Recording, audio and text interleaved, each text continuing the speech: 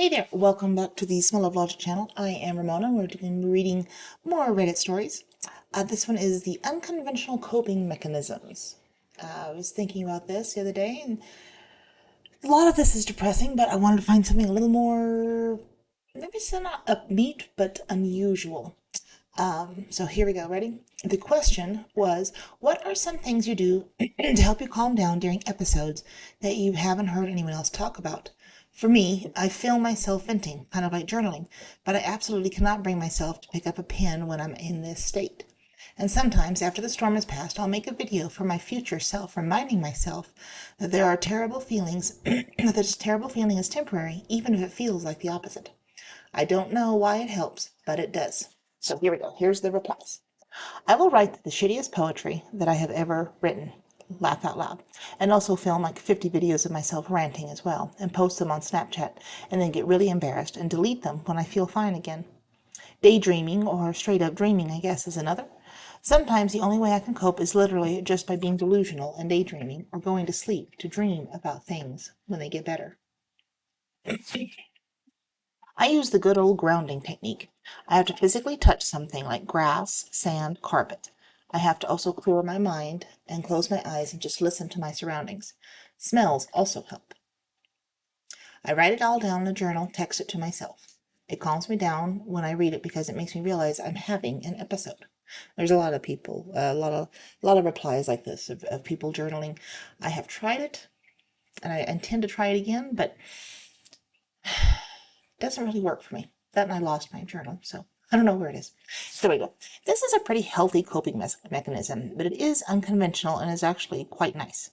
I had a really strange coping mechanism that would surely weird people out if they knew about it. I used to keep a toy gun in my desk's drawer and put it against my head at the times my self-destructive impulses were too strong.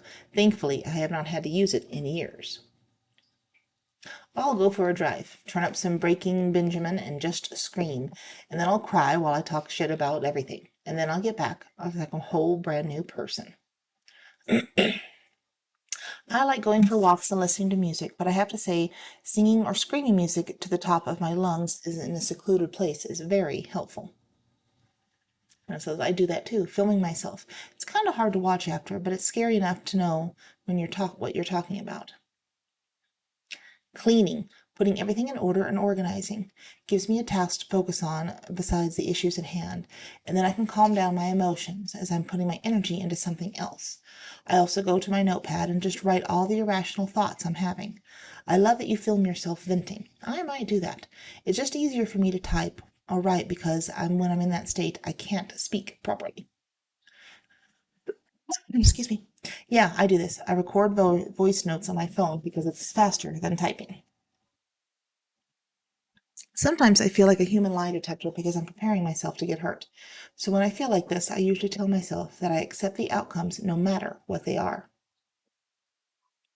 When I feel like self-harming, I use an acupuncture pin to press into my pressure points, and it relaxes me and takes away the urge. I've got some. Sudoku first. I always pronounce that wrong. I play while my brain wonders and has discussions about what's happening. If it's mostly anxiety, I bike. I'll bike to a friend's home, or I don't know, just bike and exhaust my body. Then, as others have said, I write. I've got three not books. One for poetry, other a journal, and another for yearly, once a year journal. My other favorite is dreaming, awake or not. I write songs and poetry. Sometimes I make characters talk to judge the situation I have been in, and it helps bring in a lot of perspectives. If I'm able to function enough, I'll write poetry. If not, I sleep or hug my plushies and put on something mindless to watch. I would never be able to film myself. I'd cringe at myself so bad. But I'm glad it works for you. That's kind of how I feel. I don't think I could do a video thingy. I think I would be mortified if I watched it later. I'd be mortified watching it or doing it at the time. So, but if this works for you and it's your coping mechanism, you do it and congratulations. Boobs. Seriously, when I started to get in an argument with my ex-girlfriend, she'd just lift her shirt. I ran to her boobs and squeezed them, and things were going to be fine again. Yeah, I know it's super, super weird, but boobs help me in challenging life. Forcing myself to take a nap. It's amazing how it literally can reboot your brain and stop meltdowns from happening entirely. Cook. It sounds so weird, but I make food and I find it so relaxing making something awesome out of almost nothing. I think of a color and then try to think of everything I've seen that day that is that color. That's actually pretty smart. Sitting in my bathroom or shower floor and rocking back and forth. I also have PTSD from childhood trauma, so possibly more related to that. I turn into a raging bee and push away everyone around me, and I'll cuss you out at the drop of a hat. Screwing up my hair by doing a terrible at-home bleach dye job. Oversharing when I absolutely shouldn't. Also, journaling, but I burn it afterwards because I don't want anyone else to read it. Then it sort of feels ritualistic in a sense. I shut down for weeks, stop texting everyone, do copious amounts of drugs, and wait for the season to pass by. I write bad poetry. I do self-love workbooks or snuggle stuffed animals when I'm sad. When I'm mad, I take a long walk, if at all possible. Journaling is my way to go. Honestly, anything like physical. Do some push-ups, expedite my gym workout, walk, box something. I stood up to a spare bed I used to punch instead of walls. Or just like cry real quick, which is unconventional as a man, I guess. Sometimes I'll also make a note on my phone just to vent out verbalized feelings instead of being a baboon. Bench pressing. I'm a dude, so I go down and press until I can't anymore. Gotta watch that last rep. It gets dicey. Anyways, once that's done, the edge comes off at worst 10%, but most often 80 to 90% better than things were. Like I said, I'm a dude, but anyone can. I cry, and then I take a nap like a little kid after a major tantrum before nap time. It makes me feel so refreshed and clear-headed and allows me to reevaluate. When I do have the ability to nap directly after one, I'll draw or clean. I don't know, but this one just laying on my bed or couch and daydreaming while reading these posts and comments helps me feel like there are people out there like me. Sometimes I listen to music and just daydream, so when I'm having an episode, I freeze. I do something similar with the monologuing. I don't film myself, but I sit there and talk out loud as I'm talking to a therapist, and I try responding to myself in ways that I would just respond to a friend. The primal scream helps too, but my neighbors definitely think I'm crazy. There we go. Let's do a few more here. Different post, but still the same basic thing. What is your strangest, most effective coping skill? Booze. This one's interesting. Probably my ability to forge Disney princess autographs. When I feel unhappy, this is the number one method I have that keeps me happy. Video games. Mindfulness. I usually just grab the nearest object near me, even if it isn't mine, just as long as it's not important to anyone else. So rulers, staplers, erasers, anything is fair game. And someone asks, well, what do you do with it? The sensation of holding an object that your brain had to find in the real world is useful for bringing yourself down from a panic attack and back into reality. I cope better with feelings of anger than anything else, so I'll usually put myself in a really angry mood, then go for a walk. Always calms me right down.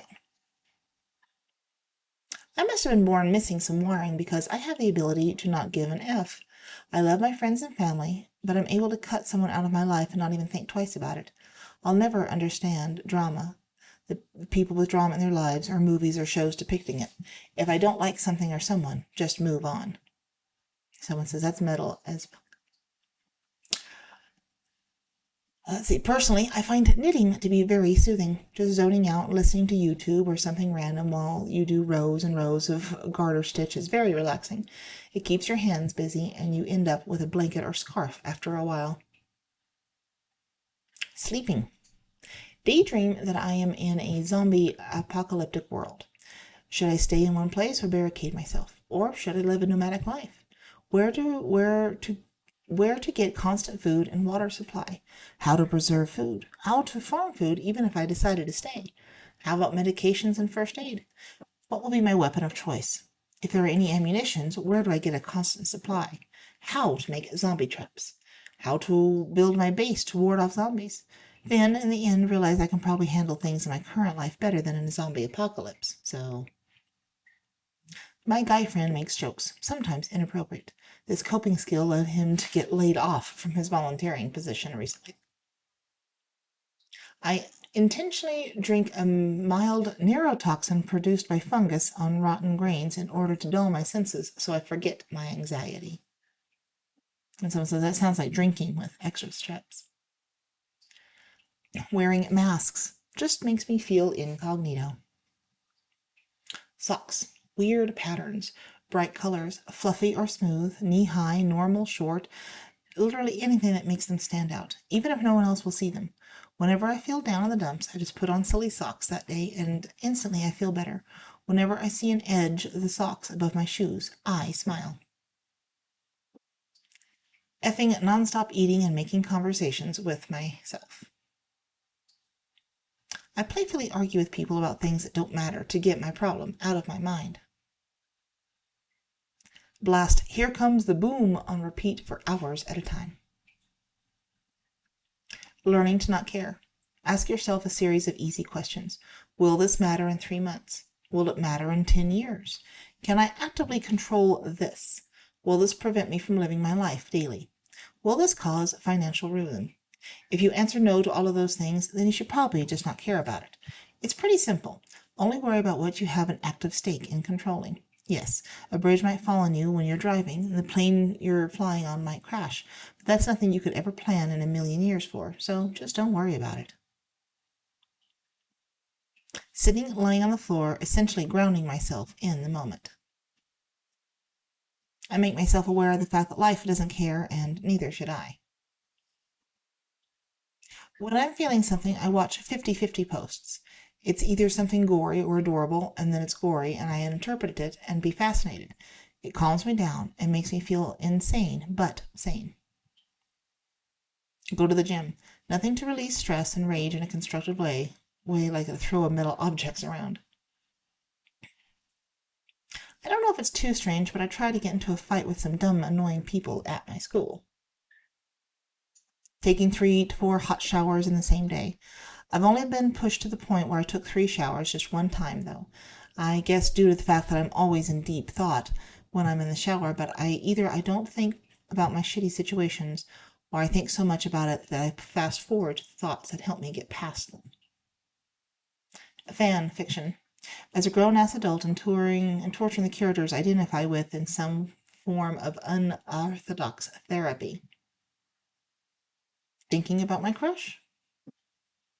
Certain Disney songs really calm me down when I'm stressing out. Hakuna Matata is a good one, but the most calming one would have to be The Bare Necessities, easily. It's a good song. It's one of my favorite Disney movies anyway. Humor. I use humor a lot to deal with my emotions and anxiety. It may sound great, but it isn't always because sometimes I can't turn it off. When people get upset that I'm joking around at a time when I should be taking things seriously. Oh, yeah. I do that a lot. I make jokes out of everything that is difficult to cope with and push people away. Yeah, me too, sister. Or brother or non-binary sibling. I sometimes go to the lake and sit in a secluded area and just stare into the horizon for a while. I don't sleep and often find myself at the park close to my house at 3 a.m. with brownies and a coloring book, just chilling next to the fountain and let the page relax me and the white noise drown everything out. Pace, get up and move, and then let everything you think and feel up to the surface for 5 minutes. Then confront the issue in a tangible win if you can. This person designs a city in my head. That's actually pretty cool. Listen to the worst of death metal, the most pig-squealing, deep-growling, hard-hitting, offensive, and nasty thing there is. Most of it sucks, but it's good at blocking out everything and everyone. I watch weird ghost-hunting paranormal shit on YouTube and horror movies set in nature. For some odd reason, they don't scare me. They comfort me. Isolation with music. Also, I usually think about nasty to help me fall asleep since my anxiety is bad. I hunker down, consume as much sad media as I can, and just have a solid sob fest. When I finally get to a point where I can't cry anymore, I watch something happy or blast the happiest song I can find. Works every time, no matter how emotionally effed up I am. Speaking to myself in the second person. God, I feel like shit right now. Do you need water? Nah, I've been drinking water pretty much all day. Sleep well? Went to bed at 1 after work, woke up at 5, couldn't get back to sleep. You reckon that's it? 4 hours of sleep? Maybe have a nap soon, and you've got work tonight. Yeah, that sounds good to me. Edit. It was lovely to see that others do this too. It always felt odd doing these things out loud, but I only do it when I'm alone anyway. I was something I started doing after a friend told me that I was far more likely to help someone else than I could ever help myself. I may have read that somewhere, but I'm not going to claim that I created the technique or anything. So the easiest solution for me was to treat myself the way I treat others, as I am naturally kind to others and harsh on myself. Listen to them, speak to them kindly, nudge them towards a solution, help them figure out the issues and find the problem. You have to be okay with being your own friend, because in the absolute worst case scenario, there may come times in your life when you might need a friend, and the only friend you have might be you. That is very profound, and yeah, I'm going to end it with that one because honestly, I can't top that one for now. May do another one of these videos though, but let me know what you think in the comments. If you liked this video, please like. If you like my content, I'd appreciate a subscribe, or you can share it on any of your social media or anything. But go check out another video. There's plenty here on the channel, lots of diverse interests. But thanks for listening and watching, and we'll talk to you later.